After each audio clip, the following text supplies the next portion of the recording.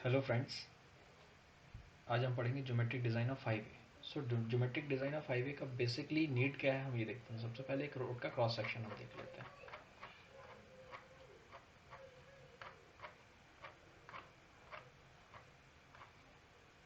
So this is your road, simple cross section of road. So इसमें carriage way होता है, road वे होता है, शोल्डर्स होते हैं, आपका रोड मार्जिन होता है, बाउंड्री लाइन होता है, बिल्डिंग लाइन होता है, कंट्रोल लाइन होता है। तो इसमें जो कैरेज वे है, कैरेज वे में हमको लाइन की विड्थ कितनी देनी है, शोल्डर किस हिसाब से देना है, शोल्डर का स्लोप कितना होगा, ये सारी चीज़ें जो हो रही है हाईवे ज्योमेट्रिक्स के अंडर में पढ़ी जाती हैं।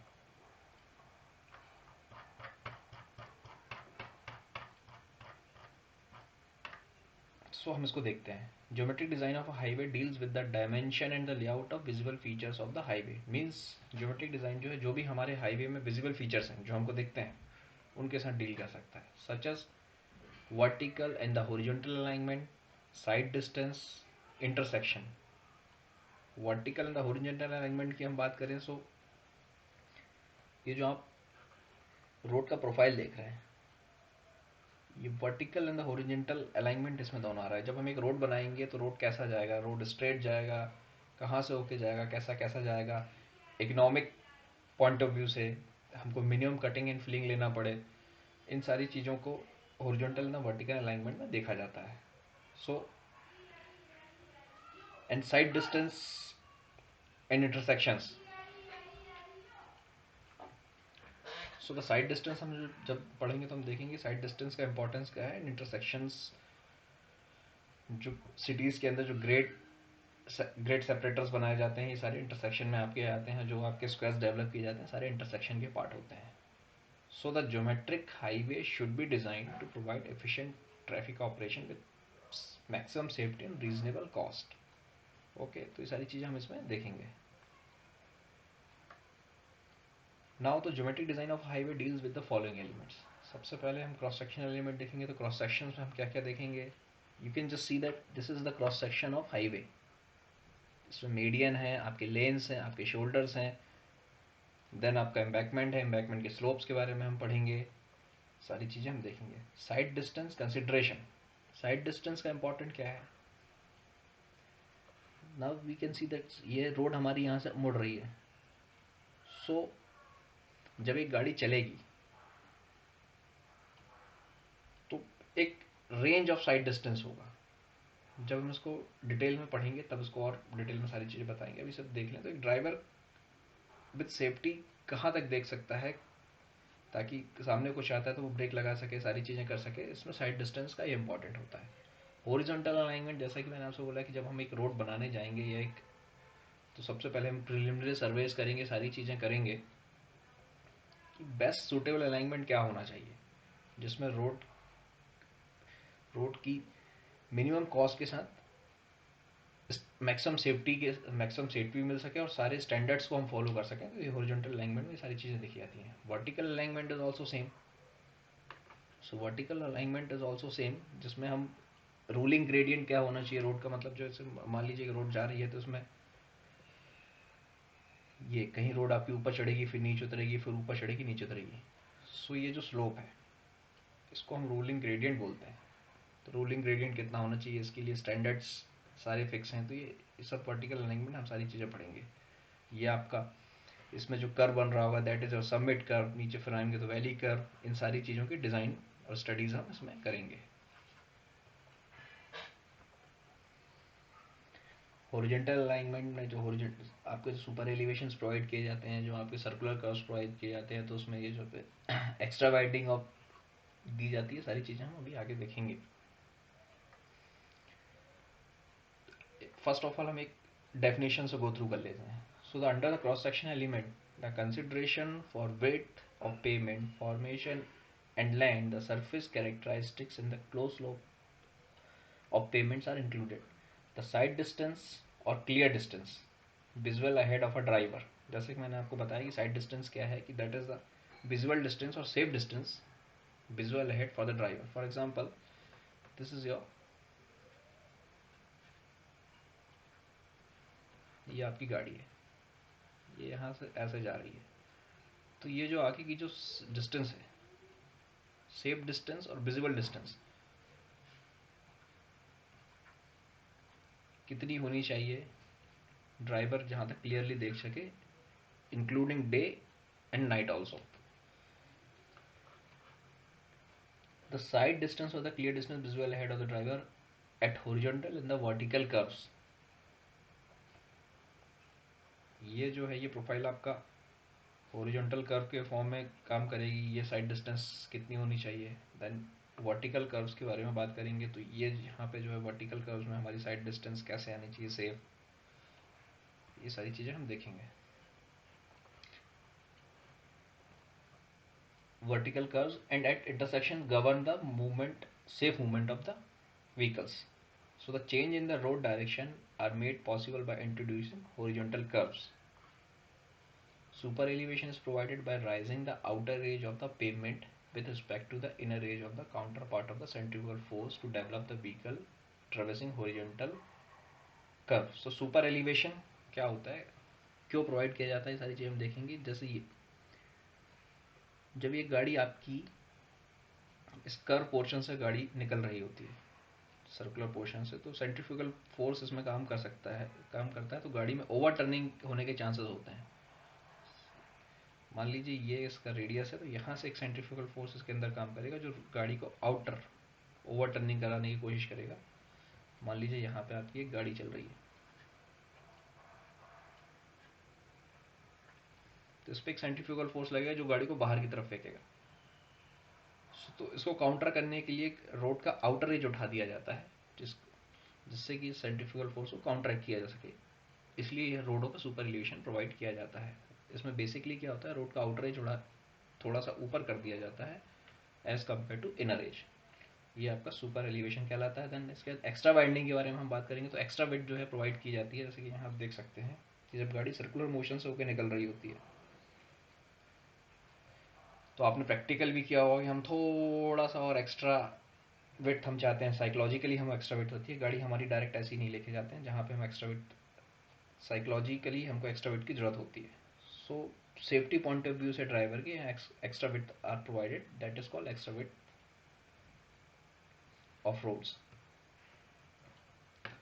In order to introduce the centrifugal force and the super elevation gradually, transition curves are introduced between the straight and the circular curves.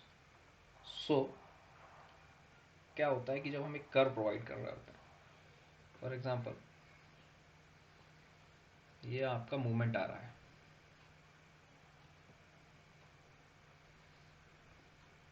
यहाँ से यहाँ तक ये स्ट्रेट पोर्शन है,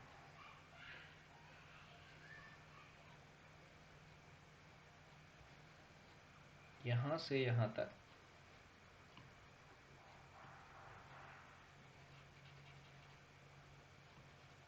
यहाँ से यहाँ तक ये आपका स्ट्रेट पोर्शन है. ये आपका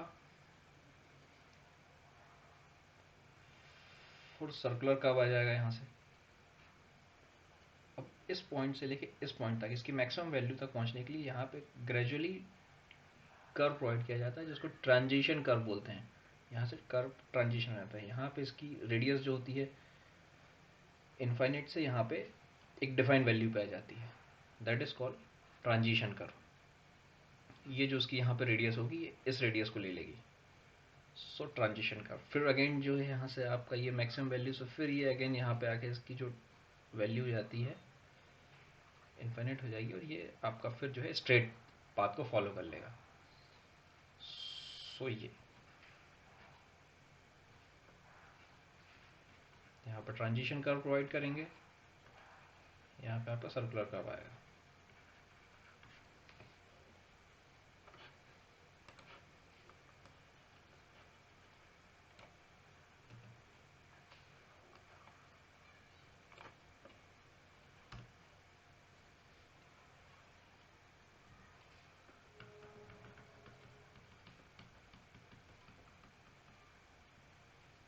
Okay.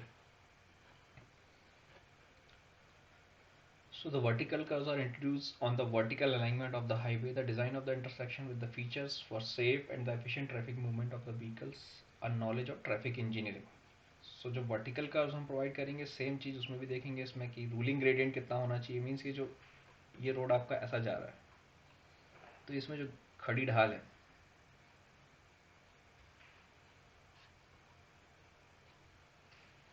ये रोड ऐसा तो जाएगा नहीं, ये रोड थोड़ा सा कभी ऊपर होगा कभी नीचे होगा, तो ये जो इसमें जो ढाल आ रहा है इसको बोलते हैं रूलिंग ग्रेडियंट। तो उसके लिए रूलिंग ग्रेडियंट कितना होना चाहिए ये सारी चीज़ें इसमें देखेंगे ताकि हमारे सारे डिज़ाइन स्टैंडर्ड्स फॉलो हो जाएं।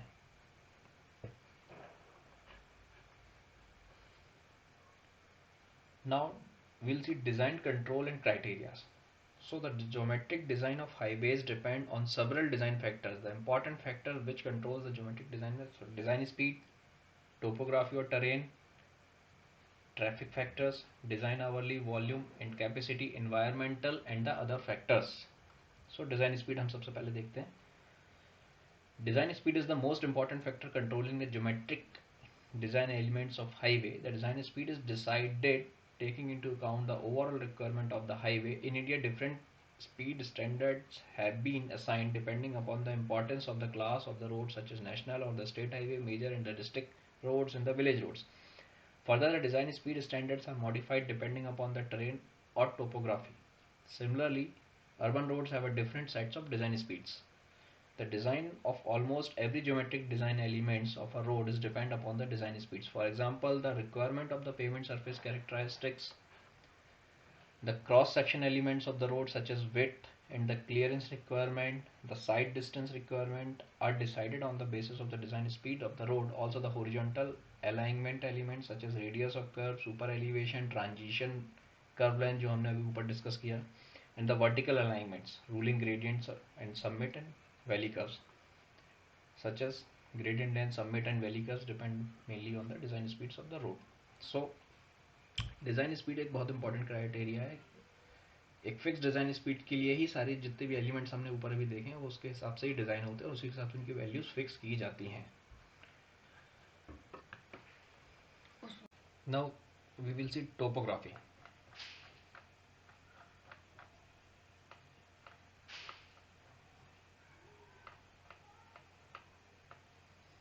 सो बेसिकली टोपोग्राफी क्या होती है? टोपोग्राफी मीन्स किसी भी कंट्री का physical features of land, that is called topography. For example this is, ये आपका एक एरिया ऑफ लैंड है, तो मे बी यहाँ पे कहीं पे आपका माउंटेन होगा, कहीं पे आपकी वैली हो सकती है, ये सब टोपोग्राफी के पार्ट हैं। हम देखते हैं टोपोग्राफी क्या है। टोपोग्राफी और the terrain condition influence the geometric design of highway significantly. The terrains are classified based on the general slope of the country across the alignment as plain, rolling, mountainous and steep terrains. The design standard is specified for different class of roads are different depending upon the terrain classification. जो design standards हैं हम अभी ऊपर देखेंगे. For example, for design on ruling speed of NH and state on plain terrain with general cross slope up to 10% is 100 km/h, whereas the speed on rolling terrain with general cross slope of 10 to 25% is 80 km/h, and that on the mountainous terrain which cross slope of 25 to 60% is 50 km/h. As the speed standards affect every geometric design elements, topography also affect the geometric design of roads. Further, in hilly terrain it is necessary to allow the steeper gradients and sharper horizontal curves due to construction problems. So topography को as per IRC चार category में divide किया गया है: plain terrain, rolling terrain, mountainous terrain, steep terrain. So plain terrain हम किसको बोलेंगे? So percentage of close slope of the country, जिस जिस लैंड का क्रॉस स्लोप फीचर 0 to 10% है, इसको हम प्लेन ट्रेन बोलेंगे। Percentage of the cross slope of the country 10 to 25% है, then it is called rolling terrain. If percentage of cross slope of the country is 25 to 60%, then it is called mountainous terrain. And if percentage of cross slope of the country is greater than 60, then it is called steep terrain. So rolling terrain steep terrain का use क्या है वो देखते हैं. So different topography that is rolling, plain, mountainous and steep के लिए different different design standards, design speeds define है as per the IRC, जिनका यूज़ हाईवे डिज़ाइन में किया जाता है. Now we will see different design speeds as per the topographical features defined by the IRC. So national state highway के लिए एक plane terrain है. So design speed is 100 kilometre per hour. Major district roads के लिए 80 kilometre per hour. Other district road 65 kilometre per hour. Village road 50 kilometre per hour. For a rolling terrain, national the state highway scenario, design speed is 80 kilometer per hour. Major district roads design speed is 65 kilometer per hour. Other district roads design speed is 50 kilometer per hour. Village road design speed is 40 kilometer per hour. For hilly areas, national the state highway design speed is 50 kilometer per hour. Major district roads 40 kilometer per hour. Other district roads 30 kilometer per hour. Village roads 25 kilometer per hour. Steepy terrain है, so national the state highway design speeds will be 40 kilometer. Major district roads 30 kilometer. Other district roads 25 kilometer per hour and village roads 25 kilometer per hour. Now we'll see proposed design speeds for urban roads. So urban roads are classified in 5 categories: urban expressway, arterial roads, sub-arterial roads, collector streets and the local streets. So now we'll see urban expressway है. So in case of plain train, design speed is 80 km per hour. Arterial road design speed is 60 km per hour. Sub-arterial road design speed is 60 km per hour. Collector street design speed is 40 km per hour. Local street design speed is 30 km per hour. The type of train is rolling. Then urban expressway case design speed will be 70 km per hour. Arterial road 50 km per hour. Sub-arterial road 50 km per hour. Collector street 40 kilometre per hour. Local street 30 kilometre per hour. So ये जो values हैं urban की, they are come from IRC 86 code for urban road practices.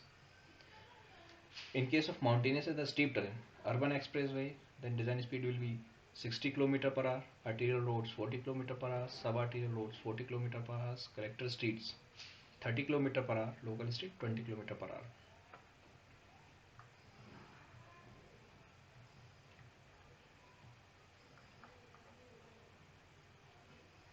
Now we will see traffic factor. So what is the basic traffic factor, क्या कहना चाहते हैं. क्या होता है कि जब रोड में ट्रैफिक डेंसिटी 24 आवर्स एक जैसी नहीं होती. For example early morning and in evening times traffic density high होती है.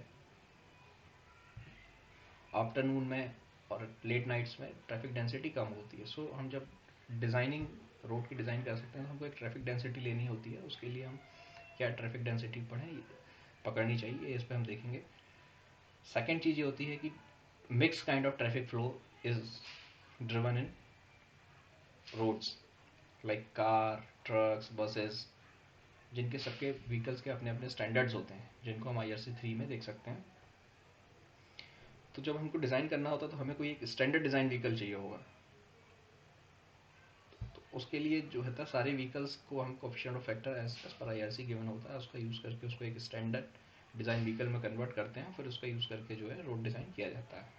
सो यही चीज़ ट्रैफिक फैक्टर में डिस्कस की हुई है. अब एक बार इसको गो थ्रू देख लेते हैं as a definition.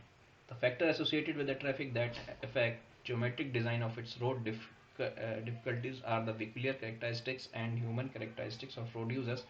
It is difficult to decide the design vehicle or the standard traffic lane under the mixed traffic flow condition prevalent especially on urban roads of developing countries like India.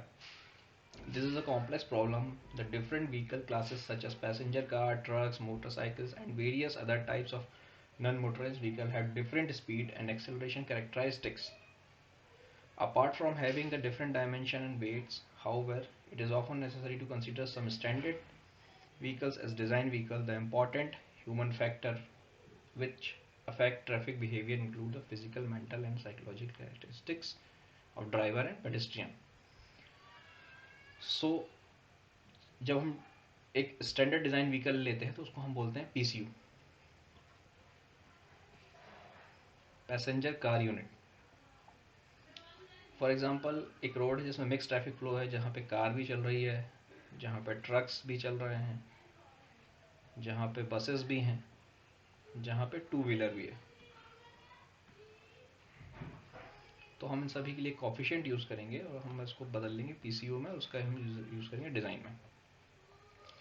Now will see design hourly volume capacity. जैसे मैंने ऊपर ही discuss किया था कि at the time of morning and at the time of evening road density, traffic density road में ज़्यादा होती है, एंड आफ्टरनून्स में एंड लेट नाइट्स में ट्रैफिक डेंसिटी कम होती है। सो इसका यूटिलाइज कैसे किया जाता है हम ट्रैफिक इंजीनियरिंग में इसको डिटेल में देखेंगे। एनवायरमेंटल फैक्टर्स में देखेंगे कि रोड जब हम डिज़ाइन करते हैं तो हमें कैसा मटेरियल यूज़ करना है, कहाँ पे यूज़ करना है,